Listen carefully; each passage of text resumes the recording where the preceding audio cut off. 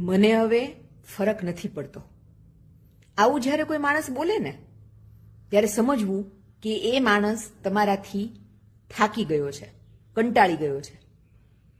જે માણસ મને ફરક નથી પડતો એવો એટીટ્યુડ બતાવે અથવા તો એવા શબ્દો બોલે, એ માણસને પેલા આ બોલતા પહેલા કે આવું કઠણ હૃદયવાળું થતા પહેલા 1, 2, 3, 4 વર્ષ બહુ ફરક પડ્યો હોય છે.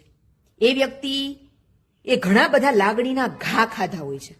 એ વ્યક્તિ ઘણી રાતો સુધી રડી હોય છે, પણ એને કોઈ ઇમોશનલ સપોર્ટ આપનારું કે સમજવાવાળું નથી મળ્યું હોતું.